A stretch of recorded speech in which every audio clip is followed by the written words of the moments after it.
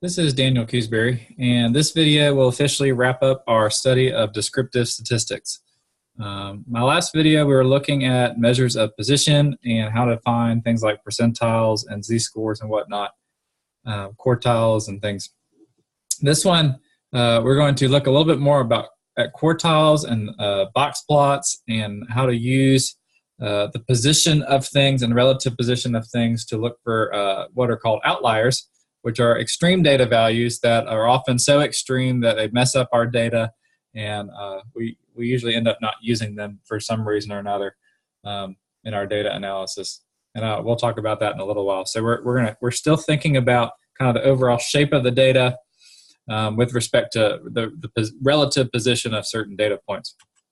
So let's go ahead and start with something nice. The 5-number summary is a way of describing a data set while only using 5 numbers in that data set.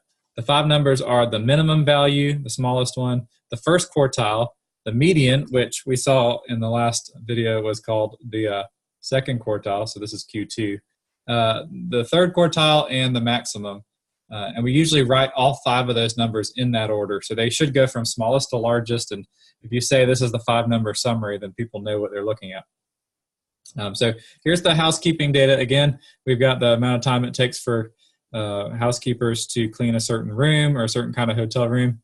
And remember that we can find the 5 numbers, we can find all these things, the min, the max. We now know it's called the 5-number summary on the TI calculator by making sure first our data is in the calculator, which there it is, I have it in order, and go to the one variable stat thing just with L1. And the 5-number summary is actually, you have to hit the down arrow and scroll down, and you can see the minimum, Q1, the median, Q3, and max. So those 5 numbers are given in that order. Now we know that's called the 5-number summary. So that's why the calculator gives you all those numbers right next to each other. So there they are here. And in practice, we would say this is the 5-number summary, 8, 11, 13, 15, and 18. And all we really got to do is say that. And people know what that is. They can look at that and say, that's the max, that's Q3, and so on. So that's a really nice way of describing the data set. Another thing we can do with quartiles, which will come in handy in a sec, is find what's called an interquartile range, which is the range in which the middle 50% of your data falls. So this is kind of like finding the range of a data set, except we're going to find the range for that middle 50%. To find that, we're going to take Q3, which marks off the lowest 75 and the upper 25, and subtract Q1, which marks off the lowest 25 and the upper 75. So I guess what this means is, if this is my data set, and I've got my min, I've got Q1, I've got the median, and Q2, or Q3, and the max. Q3 kind of marks off that upper 25%. That looks like a dollar sign. And Q1 marks off the lower 25%, which means between Q1 and Q3, I've actually got the middle 50% of the data. So that's what's going on here. 50% of the data is between Q1 and Q3.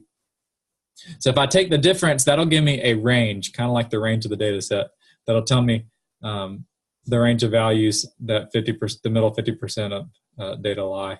So we're going to use this in a sec to detect outliers. I wanted to show you this because we're about to look at box plots, and the middle 50% of your data is represented in a special way on what's called a box plot. So let's go ahead and look at a box plot.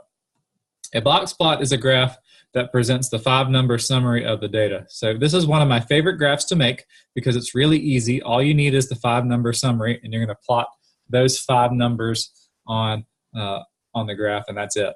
So here's the 5-number summary of the cleaning data. And the way the box plot works is you're from the smallest to largest, you're gonna make 5 little lines for each number. So I'm gonna put a little line here for 8, a little line here for 11, a little line here for 13, a little line here for 15, and a little line here for 18.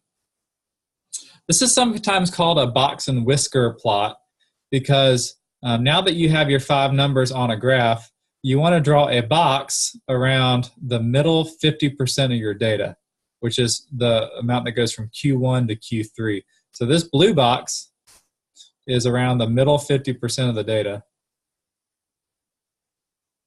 So this is Q1, and this is Q3. So that's kind of why I wanted to show you that interquartile range thing. So the box in the box and whisker plot is saying, well, 50% of my data falls between 11 and 15. Another quality of the box and whisker plot is we usually draw a line straight through the median like this, because that's also an interesting number. All three of these numbers are interesting. The median and both of these quartiles are interesting. And then what we often call whiskers are the max, the min and the max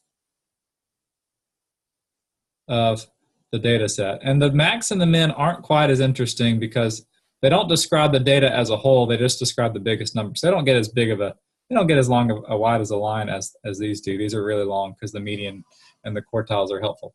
So that's a box and whisker plot. I really shouldn't have drawn on this because it looked better before I did, but they're really easy to draw. You use the 5-number summary, you draw a box around the middle 50%, and they're nice because, I'm going to go ahead and I'm going to erase this and show you why I like box and whisker plots, is because when we're dealing with quartiles, so this is Q1, this is Q3, this is the median, is we can talk about what percent of the data falls where now. So I can say that 25% of the data falls between the minimum value and Q1. I can say that 25% of the data falls between Q1 and the median. Another 25% of the data falls between the median and Q3. And another 25% of the data falls between Q3 and the max. And I've broken it up into quarters, and you can see it on a box plot. I'll show you later how the box plot can be shown to, or used to show the shape of a data set. But anyway, it's not hard to make. You just use the 5-number summary, and then you're done. Now, we're going to use box plots and the interquartile range to look for what are called outliers. So outliers are values that are considerably larger or smaller than most of the values in the data set. So I like to call them extreme values, and they're like so big and so small that sometimes bad things happen. So sometimes outliers result from experimental error. Sometimes it's from a misplaced decimal point. I do this a lot when I'm typing in the calculator. I lose a decimal or something, and so a number is 10 times larger than all the rest of them because I moved the decimal over. Some outliers are correct values that simply reflect the fact that the population contains some extreme values. So sometimes outliers are perfectly fine. Sometimes they're because somebody screwed up. Let's look for an outlier in this data set. So the temperature in a downtown location is measured for 8 consecutive days during the summer in degrees Fahrenheit. So here are the 8 measurements, and we're looking for outliers. Does any of these look especially larger or smaller? And if you just kind of glance at it, you'll notice that there's something going on here, because we're looking at summer temperatures, and 8.45 degrees Fahrenheit is not a summer temperature. So this is an outlier. It looks like a misplaced decimal point. Now, when you see stuff like this in practice, the last thing you want to do is just move the decimal point over and say, oh, well, that's what it was supposed to be. Because if your data's already been recorded, you really can't touch it. You've got to assume that it was collected, and you can't just manipulate numbers because you want to. So usually the process when you identify an outlier is just to remove it from your data set. Just take it out completely, because you don't know if that's experimental error. You don't know if it's typed in wrong, and you can't say with certainty that that's the real issue. So instead, I'm going to take 1, 2, 3, 4, 5, 6, 7 and have a new sample with just those things and ignore that one. So instead of having 8 things, I now have 7 things. It's usually what you do when you see outliers. So you don't try to fix it. You can't just fix things. You can't just make stuff up. You got to take the data for what it is. Okay, so now let's look at the interquartile method for detecting outliers. So what the interquartile method range says is if a value is further than this interquartile range, if it's like really, we're going to use the interquartile range to find out how far it is from like some of the quartiles themselves. And if it's too far, then we're going to call it an outlier. So here's how it works. We're going to find the quartiles, find the interquartile range, and then we're going to use what are called the outlier boundaries. And we got to find these things. So if you take your interquartile range, some number, multiply it by 1.5, and subtract it from Q1. So we're going like to the left of Q1. That's going to give us a lower boundary. You take the interquartile range, multiply it by 1.5, and add it to Q3. That's going to be to the right of Q3, some bigger boundary. It's going to be the upper outlier boundary. And if we have values that are outside these boundaries, we're going to call them outliers. So let's look at an example of this. The following table presents the number of students absent in a middle school in northwestern Montana for each school day in January. We're going to look for outliers using this method.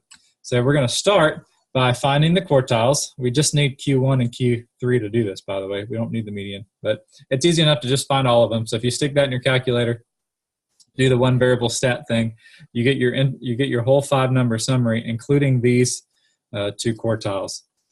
From there, finding your interquartile range is real easy. Just subtract Q1 from Q3 and you get 14.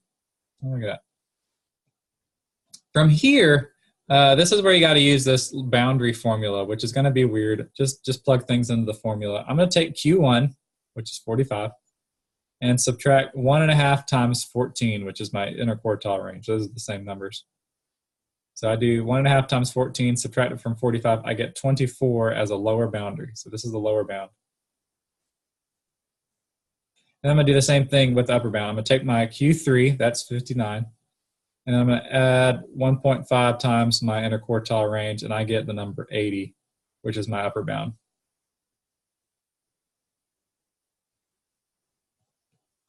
So that means that if any number is less than 24, it's an outlier. So this means if we see something less than 24, let me write it this way. My pen's acting up. We're looking for something less than 24, or we're looking for something greater than 80. So if any of these numbers in here are less than 24 or greater than 80, we're going to have an outlier, and I don't see anything except 100. 100's bigger than 80. So with respect to all these other numbers, which are hovering around 50, 60, 70, 77 is pretty big, 100's much bigger than the rest of them. So we're going to call it an outlier by this method. There's a bunch of methods to identify outliers. This is a really simple one. Not everybody agrees on the best method, but we're just going to use this one. It's fine. It works. And we're going to call 100 an outlier. Which is that. And then I'm going to show you what happens when we try to make a box plot. So we're going to make a box plot for the data now. So this is the same data. We have the interquartile range from the calculator. So we have this information from a calculator. And so you can make a box plot real easy. So this one's a horizontal one. It's on its side. So the min's 41. You can see that.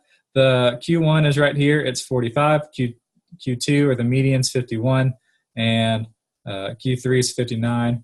And then notice what we did with the outlier. We called it an outlier. Usually what you do is you put a little X right there on the outlier. What that tells your reader is, hey, that's an outlier. I'm not using it. I'm just going to delete it. And you kind of see there's an X there. But it does tell your reader, and whatever happened, like I still got 100.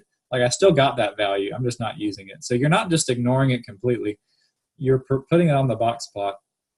The other thing that happens with this box plot is once you put your outliers on there, the next highest value becomes your new max. So this is our new max.